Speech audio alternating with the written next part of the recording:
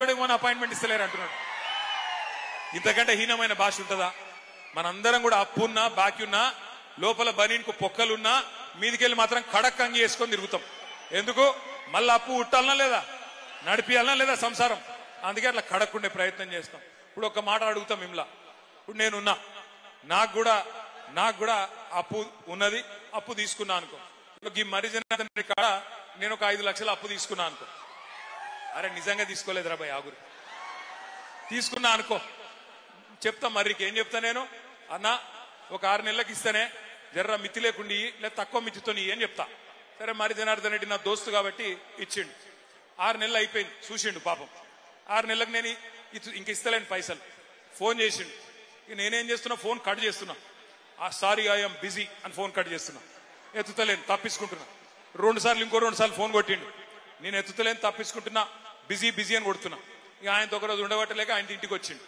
వచ్చి పట్టుకున్నాడు.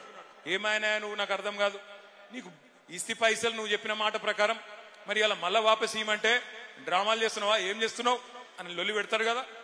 పెడతాడు ఎవరైనా కూడా. నిజంగా బుద్ధిమంతుడు అయితే ఏం చెప్పాలి?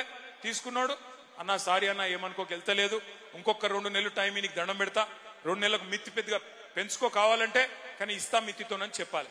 కానీ రేవంత్ రెడ్డి ఏమంటుండే ఎరికేనా? ఉద్యోగులు అడుగుతున్నారు, మాకు చెప్పినావు కదా డిఏలు ఇస్తా అని, పిఆర్సీ ఇస్తా అని చెప్పినావు, 6 గ్యారంటీలు ఇస్తా అని చెప్పినావు, తులం బంగారం ఇస్తా అని చెప్పినావు, నెలకు 2,500 ఇస్తా అని చెప్పినావు, ముసలోళ్ళకు 4,000 అని చెప్తివి, రైతులకు 15,000 అంటివి, రైతు కూలీలకు 12,000 అంటివి, ఆటో వాళ్ళకు 12,000 అంటివి. మరి ఇవన్నీ ఇవ్వకుండా తప్పించుక తిరుగుతున్నావు, ఏం సంగతి అంటే రేవంత్ రెడ్డి ఏమంటుండే ఎరికేనా? బాకీ పడ్డోడు ఏం చేస్తారా మీరు, నన్ను కోసుక తింటారా? ఆయన అన్నాడు కోసుక తింటారా అని అడుగుతున్నాడు. ఆయన ఏమైనా కోయనికి ఏమైనా జామకాయనా, మామిడికాయనా, సేపు పండ, ఏమిటి కోస్తాం ఆయనను? ఏం చేయాలి మరి? మనం మాట ఇచ్చి తప్పించుకున్నాను ఏం చేయాలి? ఎలక్షన్లలో బొంద పెట్టాలనా లేదా? పెడదామా అచ్చంపేటలో? పక్కానా?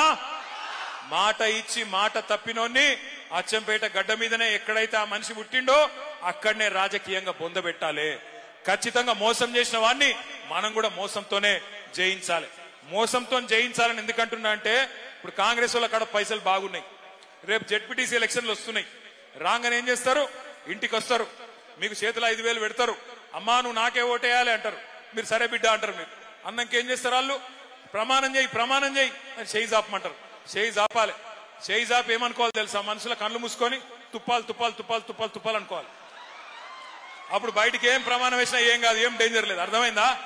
లోపల మనుషుల తుప్పాలు అనుకోవాలి. వాళ్ళు ఇచ్చిన పైసలు తీసుకోవాలి, జేబులో పెట్టుకోవాలి, మీదికెళ్ళి అడగాలి, ఏమా బిడ్డ 5,000 ఇచ్చినావు, మిగతా 50,000 ఎప్పుడు ఇస్తావు కొడుక, రేవంత్ రెడ్డికి జరా చెప్పు పో అని చెప్పి ఇలగొట్టాలి.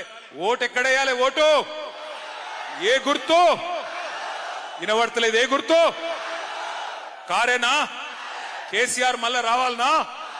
పక్కానా? పక్కా అయితే నేను మిమ్మల్ని కోరేది ఒకటి, అచ్చంపేటలో ఎవరో ఉన్నారు ఎవరో పోయినరు అని బాధపడే అవసరం లేదు. గింతమంది మీరుండంగా గులాబీ దండుకొచ్చిన భయమేమి లేదు, ఇబ్బంది ఏం లేదు. మంచి నాయకుణ్ణి మీ అభిప్రాయం మేరకు, మీ అందరి ఆలోచన మేరకు కేసీఆర్ గారు మళ్ళా అచ్చంపేటకు పంపిస్తారు. తప్పకుండా కేసీఆర్ గారు ఎవరికి బొట్టు పెట్టి తమ్ముడు ఈయన నా అభ్యర్థి అంటే ఆయనకు కాదు మీరు వేసే ఓటు కేసీఆర్ గారికి. కాబట్టి మళ్ళీ కేసీఆర్ గారు రావాలి అంటే అచ్చంపేట మీద గులాబీ జెండా ఎగిరేయాలని చెప్పి నేను కోరుతా ఉన్నా. ముగించే ముందు నేను మిమ్మల్ని అందరినీ దయచేసి ఒక్క విషయం ఆలోచించమని కోరుతా ఉన్నా. ఇవాళ ఇటు కాంగ్రెస్ గాని అటు కేంద్రంలో ఉన్న బీజేపీ గాని ఈ 11-12 ఏళ్లుగా సతాయించుకుంటూ వస్తా ఉన్నాయి.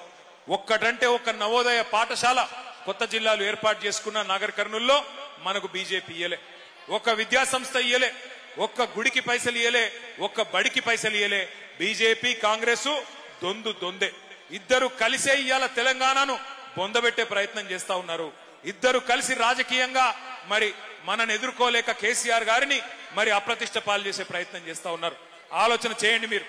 ఇద్దరు కలిసి ఉన్నారని ఎందుకంటున్నా అంటే, సరిగ్గా నిన్న సెప్టెంబర్ 27 పోయిన సంవత్సరం తెలంగాణ రెవెన్యూ మంత్రి పొంగులేటి శ్రీనివాసరెడ్డి కాంగ్రెస్ మంత్రి, ఆయన ఇంటి మీద ఈడీ ఓడు రైడ్ చేసిండు. ఈడీ ఎన్ఫోర్స్మెంట్ డైరెక్టరేట్ రైడ్ చేస్తే ఆ రైడ్ లో మరి టీవీలలో వార్తలు వచ్చినాయి. ఇంట్లోకి రెండు నోట్లను లెక్క పెట్టే మెషిన్లు పోతున్నాయి, పెద్ద పెద్ద మెషిన్లు పోతున్నాయి, గుట్టలు